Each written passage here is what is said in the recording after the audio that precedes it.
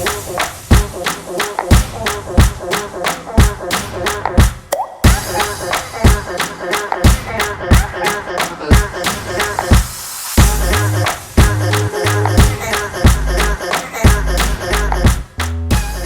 நேயர்களே, welcome to zoom with Kumar. ஒவ்வொரு வாரமும் நம்ம coaches, trainers, business owners, freelancers அவங்கள பத்தின ஒரு இன்டர்வியூ, அவங்களுக்கு உண்டான 1-to-1 நம்ம பண்றோம். அவங்கள பத்தின பிசினஸ், அவங்க எப்படி எல்லாம் ஸ்ட்ரகிள் பண்ணி வந்தாங்க, இதை பத்தி ஒவ்வொரு வாரமும் நம்ம பேசிட்டு இருக்கோம்.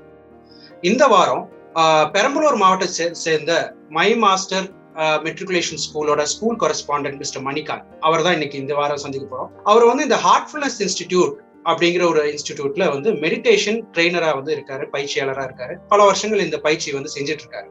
இந்த காலகட்டத்துல மெடிடேஷன் அப்படிங்கிறது ரொம்ப அவசியம், தேவை அப்படிங்கறதுனால அதை பத்தின விரிவான விளக்கங்கள் அவர்கிட்ட நம்ம கேட்டு தெரிஞ்சுக்கிட்டோம். கேட்கறதுக்கு நிறைய இருக்கு, வாங்க அவர்கிட்ட போவோம். வணக்கம் மிஸ்டர் மணிகாந்த். வணக்கம். வணக்கம் சார். முதல்ல உங்களை பத்தி தெரிஞ்சுக்க விரும்புறேன். இந்த ஸ்கூல், அப்போ உங்க பேக்ரவுண்ட், பெரம்பலூர் மாவட்டம், இதை பத்தி கொஞ்சம் சொல்லுங்க. ஸோ முதல்ல நான் இந்த நிகழ்ச்சிக்கும் இந்த அமைப்பை ஏற்பாடு செய்தவங்களுக்கும் நான் நன்றி சொல்லிக்கிறேன். இந்த அமைப்புல சேர்றதுக்கு முன்னாடி இருந்த மணிகாந்த் வேற. இப்போ தியானம் பண்றது மூலமா இருக்கக்கூடிய மாற்றம் என்ன நடந்திருக்கு அப்படிங்கிறத பத்தி எல்லாம் தான் இந்த நிகழ்ச்சியில பேச போறோம் அப்படின்னு சொன்னாரு. அது எனக்கு பிடிச்சிருந்துச்சு. என்ன அப்படின்னா, எப்பயுமே நம்மளோட நிகழ்கால வாழ்க்கையில நம்ம என்னத்தை அனுபவிச்சோமோ அதை மற்றவங்களோட ஷேர் பண்ணும்போது ஒரு சில விஷயங்களை எடுத்துக்கொள்ள வேண்டியதா இருந்துச்சு அப்படின்னா, அது ஒருத்தருக்கு பயன்பட்டா கூட அது உண்மையாவே நல்ல விஷயமா இருக்கும் அப்படிங்கிறது தான் இதோட நோக்கம் அப்படின்னு சொல்லியிருந்தாரு. அது மிகப்பெரிய ஒரு சேவை. அது சக கால மனுஷங்களோட நல்ல விஷயங்களை ஷேர் பண்ணிக்கிறதுக்கான ஒரு வாய்ப்பா அதை நான் நினைக்கிறேன். நான் செட்டிக்குளம் அப்படிங்கிற ஒரு கிராமத்துல, பெரம்பலூர் மாவட்டத்துல ஒரு ஸ்கூல் சின்னதா பண்ணிட்டு இருக்கேன். பேரு மை மாஸ்டர்ஸ் மெட்ரிகுலேஷன் அப்படின்ட்டு. இந்த ஸ்கூல் பண்றதுக்கு முன்னாடி ஒரு 10 வருஷமாவே நான் இந்த தியான அமைப்புல ஒரு பயிற்சி பண்ணிட்டு இருக்கேன். நானும் உங்களோட எல்லா மனுஷங்க மாதிரியும் ஒரு கால் சென்டர்ல ஒர்க் பண்ணிக்கிட்டு, சின்ன லெவல்ல ஒரு 3000 ரூபாய் 4000 ரூபாய் சம்பளத்துக்கு வேலை பார்த்துட்டு, அப்படி மெல்ல மெல்ல நல்ல தமிழ் மீடியம் படிச்சுட்டு இருந்தேன். நான் நல்லா இங்கிலீஷ் கத்துக்கிட்டு, இது எல்லாத்துக்கும் இந்த தியானம் எனக்கு பெரிய அளவுல உதவி பண்ணுச்சு அப்படிங்கறத தான் நான் முழு நிகழ்ச்சியில நான் ஷேர் பண்ண போறேன். இதுக்கெல்லாம் சாத்தியமா, இப்படிலாம் கூட நடக்குமா அப்படின்னு வேணா தோணும். என் கூட படிச்சவங்க, என் கூட வேலை பார்த்தவங்க, இன்னைக்கு இருக்க இடம் வேற, இப்ப நான் இருக்க இடம் வேற. ஒவ்வொருத்தருக்கும் வாழ்க்கை இயற்கை ஒவ்வொரு மாதிரி அமைக்குது. ஆனா நாம அதுல எந்த அளவுக்கு முழுமையா ஃபோக்கஸ் பண்றோமோ அது நம்மளோட வாழ்க்கையை மாத்தி அமைக்குது. அதுக்கு இந்த தியானம் ரொம்ப பெரிய அளவுல உதவுது அப்படிங்கிறது என்னுடைய ஆழமான கருத்து. இதுதான் என்னை பத்திய ஒரு சிறு அறிமுகம். அதுக்கு மேல நீங்க கேளுங்க, நான் அது சார்ந்த விஷயங்களை நான் என்னோட ஷேரிங்ஸை நான் உங்களுக்கு சொல்றேன் சார். நன்றி. தெளிவான ஒரு விளக்கமா இருந்துச்சு. உங்களை பத்தின ஒரு பேக்ரவுண்ட் கொஞ்சம் இன்ஸ்பைரிங்கா இருக்கும் போல தெரியுது. ஏன்னா வேற பேக்ரவுண்ட்ல இருந்து ஆரம்பிச்சு இப்ப இந்த நிலைக்கு ஒரு ஸ்கூல் கரஸ்பாண்டன்ட் நிலைக்கு வர்றது ஒரு மிகப்பெரிய விஷயம். பட் நான் ஃபர்ஸ்ட் கேட்க விரும்புறது என்னன்னா, மெடிடேஷன்னா ஆக்சுவலா என்ன, அதை பத்தின ஒரு தெளிவான விளக்கம். ஏன்னா நிறைய விஷயங்கள் நிறைய பேர் பலவிதமா சொல்றாங்க. பட் சில இது குழப்பமா இருக்கு. உங்களை பொறுத்த வரைக்கும் மெடிடேஷனா என்னன்னு நினைக்கிறீங்க, அதை பத்தின ஒரு விளக்கம். அதாவது நீங்க சொன்னது ரொம்ப சரி. இப்ப நீங்க தியானம் அப்படின்னா என்னன்னு ஒருத்தர் கேள்வி கேட்டீங்கன்னா ஒரு 5000 விளக்கம் இருக்கும், ஒரு 10,000 பேர் பேசியிருப்பாங்க. ஆனா நான் என்னோட கண்ணோட்டத்துல இந்த தியானத்தை எப்படி பார்த்தேன், எனக்கு என்ன சொல்லி தரப்பட்டுச்சு, அதோட அது பொருந்தி போணுச்சா, என்னுடைய பார்வையும் எனக்கு சொல்லி தரப்பட்ட விஷயமும் பொருந்தி போனாதான் அதுல நம்ம டிராவல் பண்ண முடியும். எனக்கு தியானம்னா நீங்க மனசை அமைதியா வச்சுக்க முடியும், நீங்க ஒரு விஷயத்துல முடிவெடுக்க முடியும், ஒரு விஷயத்துல நீங்க ஆழ்ந்து டீப்பா போறதுக்கு இது உதவும்லாம் என்னமோ சொன்னாங்க. ஓகே, நம்ம பண்ணி பார்க்கலாமே. ஏன்னா அது ஒரு பெரிய முயற்சி கிடையாது, ரொம்ப எளிமையான முயற்சி தான். ஒரு பாறையை தூக்குற மாதிரி செயல்பாடு கிடையாது, கண்ணு மூடி அமர்ற விஷயம் தான். கூடவே தியானம் பண்ற ஆர்வமும் அதை பத்திய ஒரு ஐடியாவாவது நமக்கு இருக்கணும். அது குறைஞ்சபட்சமான ஒரு தகுதி. அது ரொம்ப பரபரப்பா எங்கிட்டு ரொம்ப ஹார்டா இருக்க ஒருத்தர் திடீர்னு கண்ண மூடி 1 மணி நேரம் உட்காருங்கன்னா அவருக்கு ரொம்ப டோட்டலா இந்த எட்ஜ்ல இருந்து அவர் இந்த எட்ஜுக்கு கூட்டு வர மாதிரி இருக்கும். ஆனா ஒரு தியானம் எல்லாருக்குமே ஒரு ஆன்மீக ஒரு ஐடியா இருக்கும். ஒரு நல்லா தன்னோட இறைவனை கும்பிடுவாங்க, பக்தி இருக்கும், அப்பா அம்மா சொல்லி கொடுத்துருப்பாங்க, சமுதாயம் சொல்லி கொடுத்துருக்கோம். அதனால கண்டிப்பா ஒவ்வொரு மனுஷனுக்கு பின்னாடியும் ஏதோ ஒரு இறை சார்ந்த ஒரு நடவடிக்கை இருக்கும். இப்ப தியானம் என்ன செய்யுது அப்படின்னா, அந்த இறை சார்ந்த நம்பிக்கையை, அந்த நடவடிக்கையை இன்னும் கொஞ்சம் சாஃப்டனிங் பண்ணி எளிமையா வீட்லயே உட்கார்ந்துக்கிட்டு தனக்குள்ளாரையே தன்னை பத்தி ஒரு தன்னுணர்வு, ஒரு விழிப்புணர்வு சார்ந்த விஷயத்த மேல எடுத்து கொடுக்குது. அது உண்மையாவே எனக்கு கொடுத்துச்சு. எப்படி அப்படின்னா, நான் ஆரம்பத்துல ஒரு 2-3 வருஷம்லாம் பெருசா இதுல நான் ஆழ்ந்து போகல, தெரியல. ஏன்னா நம்ம சாதாரணமா ஒரு கிராமத்துல படிச்சோம். ஒரு விஷயத்த வந்து சொல்லும்போது நமக்கு புரியல. அப்பா அம்மாவும் தியானம் பத்தி எல்லாம் ஒண்ணும் சொல்லித் தரல. நம்ம சுய ஆர்வத்துல ட்ரை பண்ணோம். பண்ணப்போ ஒரு 1/2 மணி நேரம் போகும், ஒரே எண்ணங்களா வரும். அட என்னப்பா கண்ண மூடி உட்காந்து ஏதோ மூவி பாக்குற மாதிரி இருக்குன்ட்டு கொஞ்ச நாள் விட்டுட்டோம். அப்புறம் மெல்ல மெல்ல ஒரு விஷயத்த முடிவெடுக்கிறதுக்கு எனக்கு ரொம்ப எளிமையா இருந்துச்சு. இது படிக்கலாமா, இது படிக்கலாமா, இல்ல என் ஃப்ரெண்டு சொல்றானே அது படிக்கலாமா, இல்ல இந்த ஆபீஸ்க்கு போனா இங்க டென்ஷன் கம்மின்னு சொல்றாங்களே போலாமா, எனக்குள்ள இருந்து ஒரு ஒரு ஈஸியா இதுல போலாம், இதுல வந்து இந்த பாதை சரியா தெரியுதுன்றது ஏதோ ஒருத்தர் உள்ள இருந்து வழிகாட்டுற மாதிரி ஒரு ஃபீல் கொடுத்துச்சு. அது ரொம்ப பேருக்கு தோணி இருக்கும்ல, நான் கரெக்டா சூஸ் பண்ணேன்டா, அதே மாதிரி நான் அங்க போனேன், அது எனக்கு அது கிடைச்சதுன்ற ஒரு இன்ட்யூஷன் இருக்குல்ல, அது சம்பந்தப்பட்ட ஒரு விஷயம் வந்து மேலோங்கி வர்றதுக்கு இந்த தியானம் உதவுது. நிறைய பேர் ஒரு ஒரு விஷயம் யோசிக்கும் போது நிறைய பேர் வந்து கன்ஃபியூஸ் பண்ணி விட்டுறாங்க. 4 பேர் 4 விதமான ஒப்பீனியன் சொல்லும் போது நம்மளுக்கு அது கன்ஃபியூஷன் ஆகுது, எது ஃபேக்ட்ங்கிறது தெரியாம போகுது. இப்ப நீங்க சொல்றபடி பார்க்கும்போது மெடிடேஷன் பண்ணும்போது அந்த ஃபோக்கஸ்டா தெளிவான மனநிலையோட ஒரு சரியான முடிவு எடுக்கக்கூடிய ஒரு வழிமுறை நம்மளுக்கு கிடைக்குங்கிற மாதிரி சொல்ல வரீங்க இல்லையா? ஈஸியா கிடைக்குது. கண்டிப்பா. ஓகே, என்னோட அடுத்த கேள்வி அதுதான். அதாவது இது வரைக்கும் இறை வழிபாடு அப்படின்னாலே கோயில் வழிபாடு தான் என்னோட முறை. வெள்ளிக்கிழமை போறதோ, சனிக்கிழமை போறதோ, இல்ல ஞாயிற்றுக்கிழமை போறதோ, இதுதான் என்னோட வழிமுறையா இருக்கு. அங்க நான் ஸ்பெண்ட் பண்ற டைம் மேக்சிமம் 5ல இருந்து 15 நிமிஷம் வரைக்கும். போறோம், சாமி கும்பிடுறோம், வர்றோம். இவ்வளவுதான் என்னோட இறை வாழ்க்கை, ஆன்மீக வாழ்க்கை அப்படிங்கிறது. பட் இந்த மெடிடேஷன் பண்ணணும் அப்படின்னா அப்போ எனக்கு ஏதாவது பெனிஃபிட் இருந்தாதான் நான் அதுக்கு அது வந்து டைம் ஒதுக்குவேன். உங்களுக்கே தெரியும், இது வந்து ஒரு என்ன சொல்றது, பணம் சார்ந்த உலகம் இது.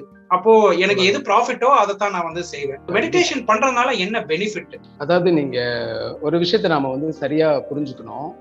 முதல் கேள்வியில வந்து தியானம்னா என்னன்னு கேட்டிருந்தீங்க. நான் அதுல ஒரு சில பெனிஃபிட்டை மட்டும் சொல்லியிருந்தேன். தியானம் அப்படிங்கிறது அடிப்படையில என்ன அப்படின்னா, ஒரே விஷயத்தை ஆழ்ந்து சிந்தித்தல் அல்லது திரும்ப திரும்ப நினைத்தல். இதுதான் ஆக்சுவலான தியானத்தோட அர்த்தம். ஓகே, அது எந்த விஷயத்த இப்போ நாம என்ன செய்வோம், ஒரு குழந்தை நம்ம வீட்டுல இருந்து ஒரு குழந்தை வெளியில போனுச்சுன்னா பாதுகாப்பா இருக்கான்னு யோசிப்போம். நம்மளோட லைஃப், நம்மளோட ஜாப், நம்மளோட அசெட் எல்லாம் செக்யூரா இருக்கிறதுக்காக யோசிப்போம். இதுல எல்லாத்துலயும் நம்ம மெனக்கடக்கூடிய நாம உண்மையாவே பாதுகாப்பாவும் நாம உண்மையாவே மகிழ்ச்சியாவும் இருக்கமா அப்படின்னு கேட்டோம் அப்படின்னா அதுல நம்ம நிறைய கோட்டை விட்டுறோம்.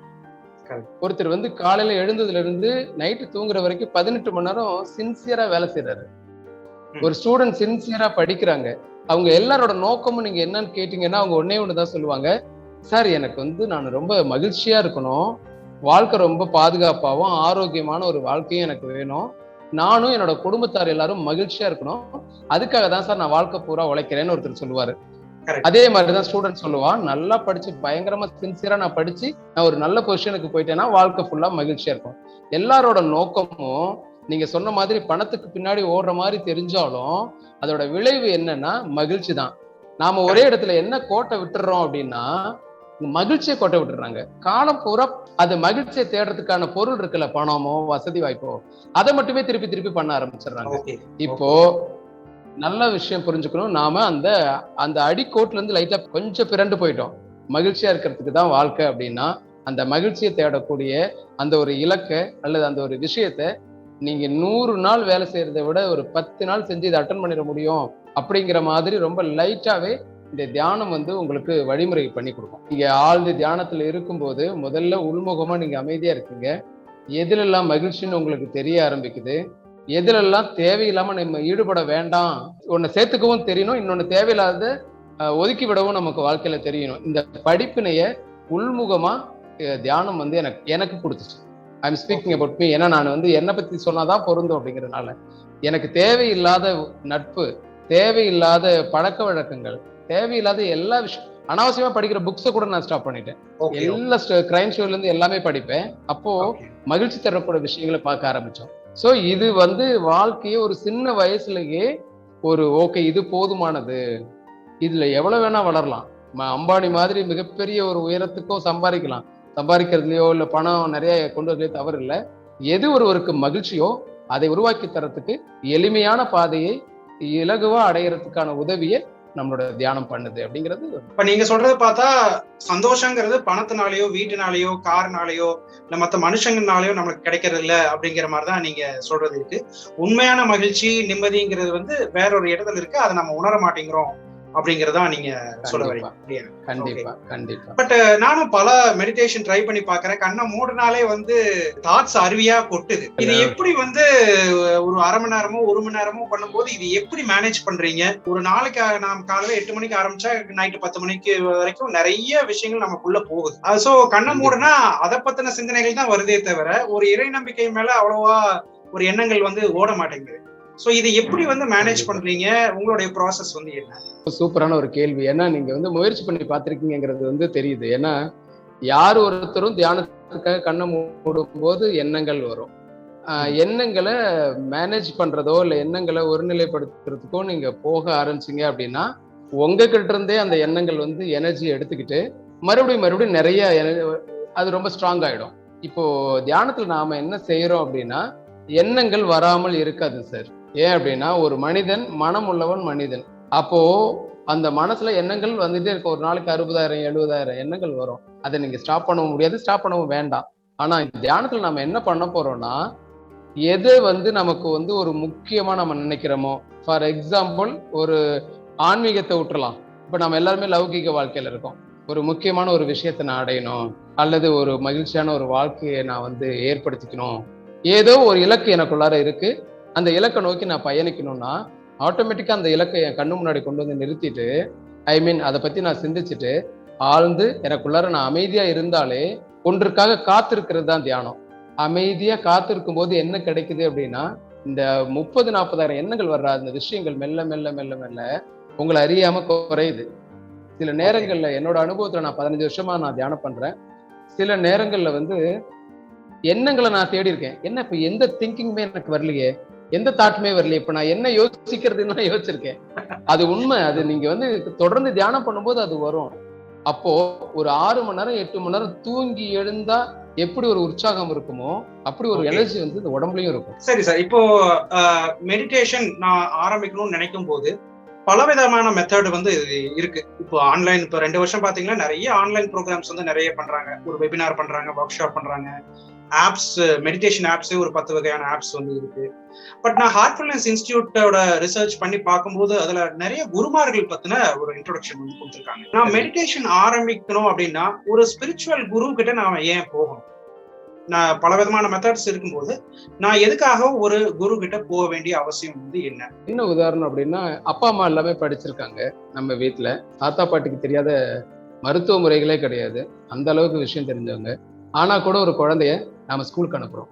எல்கேஜில இருந்து 3 வயசுல இருந்து ஒரு குழந்தைய பள்ளிக்கூடத்துக்கு அனுப்புறோம். ஏன்னா ஒரு 3ல இருந்து ஒரு 17 வயசு வரைக்கும் ஒரு குரு கிட்ட இது சார்ந்த ஒரு சமுதாயம் சார்ந்த நம்ம வாழ்க்கை முறை சார்ந்த ஒரு கல்வியை ஒரு குழந்தை கத்துக்க வேண்டியிருக்கு. அந்த கல்வியை கத்துக்கிறதுக்கு கண்டிப்பா ஒரு ஆசிரியர் தேவைப்படுறாரு. ஏன்னா அதுல அவர் நிபுணத்துவம் அடைஞ்சவரா இருக்காரு. அப்போ விஷயம் தெரிஞ்ச இந்த உலகத்துல நாமளே படிச்சிருந்தும் கூட நம்ம குழந்தைய நமக்கு தெரிஞ்ச விஷயத்தையே சொல்லித்தரத்துக்கு அதற்கு தகுந்த ஒரு ஆசிரியர்கிட்ட அனுப்பணும் அப்படிங்கிறது எப்படி நியதியோ, மனசு அதுல வரக்கூடிய குழப்பங்கள் தெளிவுகள், அதுல வரக்கூடிய ஆனந்தங்கள் துன்பங்கள் எதை பத்தியுமே நமக்கு அவ்வளவு தெளிவில்லாத போது அதுல நிபுணத்துவம் அடைஞ்ச ஒரு நல்ல குரு கிட்ட அமைப்புள்ள ஒரு இடத்துல ஒரு நல்ல ஒரு வழிகாட்டியோ குரு கிட்டயோ அதை கத்துக்கிறது தான் சரியான பாதையா இருக்கும். அந்த கற்றல் தான் சரியான கற்றலா இருக்கும் அப்படிங்கிறது தான் சார் என்னோட கருத்து. ஒரு இடத்துக்கு போறப்போ சில சமயம் கூகுள் மேப் யூஸ் பண்றோம். பட் அது ரொம்ப சில சமயம் தவறா கூட காட்டுது. ஆட்டோக்காரர் கிட்ட போய் கேட்கும்போது ஒரு சரியான ஆட்டோக்காரர் ரொம்ப கரெக்டா போய் சொல்லிடுவாரு. மேனுவலா அவங்க போய் நிறைய டெய்லி சுத்திட்டே இருக்கறனால அவங்களுக்கு கரெக்டா தெரிஞ்சிருக்கு. அதுல அவர் நிபுணத்துவம் அடைஞ்சவரா தெரிவாரு. ரொம்ப எளிய முறையில ஷார்ட்கட்லயே போயிடலாம் சார் இந்த இடத்துக்குன்னு சொல்லுவாரு. அதே போல நமக்கு ஒரு நல்ல நண்பனா ஒரு குருவோ ஒரு வழிகாட்டியோ ஒரு ஆசிரியரோ இதுக்கு தேவை. டெக்னாலஜியை ரொம்ப டிபெண்ட் பண்ணாம நம்ம ஒரு மேனுவலா இருக்கக்கூடிய ஒரு அந்த உதவி நம்ம நீங்க ஒரு கேள்வியை திருப்பி கேட்டா அந்த டெக்னாலஜி ஒரு ரெக்கார்டட் மெசேஜ் மட்டும் தான் உங்களுக்கு கொடுக்கும். ஆனா நம்ம கூட இருக்கக்கூடிய ஒரு வழிகாட்டியால என்ன சொல்ல முடியும்னா நாம இருக்க நிலை என்னங்கிறது அதுக்கு தகுந்த மாதிரியான ரெமெடி கொடுக்க முடியும் அப்படிங்கிறது தான் அதற்கான ஒரே சார். வண்டர்ஃபுல். ஸோ இதை ஹார்ட்ஃபுல்னஸ் அப்படிங்கிற ஒரு அமைப்புல நீங்க இருக்கிறீங்க. இது ஹார்ட்ஃபுல்னஸ் மெடிடேஷன் அப்படின்னா என்ன? ஹார்ட்ஃபுல்னஸ் அப்படிங்கிற ஒரு இயக்கம். என்ன விதமான இயக்கம் அப்படின்னா டோட்டலா உலகத்துல உள்ள அனைத்து மனித குலத்துக்கும் ஒரு ஆன்மீக, ஏன்னா இந்தியா ஆன்மீகத்தோட விளைநிலம். இங்க உருவாக்கப்பட்ட அமைப்பு தான் இந்த ஹார்ட்ஃபுல்னஸ். இது மூமெண்டா வந்து 2015 இருந்து உலகத்துல இருக்க ஒவ்வொருத்தருடைய காதுகளுக்கும் இது போய் அடையணும் அப்படிங்கிறது வந்து ஸ்டார்ட் பட்டுச்சு. இந்த அமைப்புல குறிப்பா இதயத்துல தியானம் பண்ணக்கூடிய ஒரு வழிமுறை இருக்கு, இதயத்தின் மேல தியானம் பண்ணக்கூடிய வழிமுறை இது அப்படிங்கிறதுனாலதான் இதுக்கு வந்து ஹார்ட்ஃபுல்னஸ் அப்படிங்கிற பெயர் வந்து சூட்டப்பட்டுச்சு. பட் பல மெடிடேஷன்ல வந்து பல இடங்கள்ல வந்து மெடிடேஷன் பண்றதா சொல்றாங்க, இந்த இடத்துல இல்ல வேற இடத்துல அந்த மாதிரி பண்றதெல்லாம் சொல்றாங்க. பட் இங்க மட்டும் ஏன் ஹார்ட்ங்கிற ஒரு விஷயம் வந்து எடுத்திருக்கீங்க? அதாவது நிறைய இடங்கள்ல இந்த நெத்தி புருவ மத்தியில, இடது புருவ மேல அப்படிலாம் நிறைய இடத்துல பண்ணுவாங்க. குண்டலினின்னு இருக்கு. ராஜயோகமும் சரி, ஒட்டுமொத்த உயிரினங்களுக்கும் வந்து முதல்ல படைக்கப்படக்கூடிய ஒரு விஷயமா இருக்கிறது என்ன அப்படின்னா இப்போ இதயத்துல ஒரு விஷயம் ஏற்படும் போது அது ஒட்டுமொத்த உடலையும் நல்ல விதமாவோ அல்லது கெட்ட விதமாவோ ஒரு பாதிப்பை ஏற்படுத்தும். அப்போ ஒரு ஆன்மீக விஷயமா இறைவன் இருக்கிறதா நமக்கு எல்லா மதங்களும் கருதப்படுறதும் இதயத்துலதான். ஆன்மா குடி இருக்கு, வந்து இறைவன் இருக்கக்கூடிய இடங்கள்னு நமக்கு சொல்லிக் கொடுத்தா நம்மளை வளர்த்திருக்காங்க. அப்போ எங்கு வந்து ஒரு விஷயத்துக்கு ஒரு மையமா இருக்கோ அதை வந்து நம்ம தியானத்திற்கான இடமா எடுத்துக்கும் போது நம்மளுடைய இலக்கு ரொம்ப எளிதா நம்ம எந்த காரணத்துக்காக வேண்டி தியானம் பண்றோமோ அதை எளிதா நம்மளால அடைய முடியுது. இன்னொன்னு, இதயம் அப்படிங்கிறது வந்து எப்பயுமே ஒரு கோயில் போல நம்மளால கருதப்படக்கூடிய ஒரு உறுப்பு. எந்த ஒரு உயிரினமும் ஏதோ ஒரு உறுப்புகள் இல்லாமலோ அல்லது குறைபாட்டோடய இருக்க முடியும். அதை வந்து இதயத்துல அந்த முயற்சி செஞ்சு பார்க்க முடியாது. அப்படியாப்பட்ட ஒரு முக்கியமான ஒண்ணு அப்படிங்கிறதுனால நம்ம இதயத்துல பண்றோம். சோ இதயம் அப்படிங்கிறது வந்து அனைத்துக்குமான ஒரு தெய்வீகமான மைய பொருள் அப்படிங்கிறது ஒரு காரணம். அதான் நீங்க சொன்ன போது யோசிச்சு பார்க்கும்போது சந்தோஷமா இருந்தாலும் துக்கமா இருந்தாலும் ஃபர்ஸ்ட் அஃபெக்ட் ஆகுறது இதயம் தான், இல்லைங்களா? சோ எவ்வளவு பெரிய பலசாலியா இருந்தாலும் சரி, எவ்வளவு பெரிய இதா இருந்தாலும் சரி, ஒரு சின்ன கிரிட்டிசிசமோ இல்ல சின்ன பாராட்டோ கிடைச்சா மனசு வந்து அதனால பாதிக்கப்படுது. மெயின்டைன் பண்ணக்கூடிய ஒரு விஷயம் தான் இந்த பிராக்டிஸா இருக்குமோன்னு எனக்கு தோணுது. அப்படிதான் இருக்குன்னு தெரியும். ரொம்ப சரி.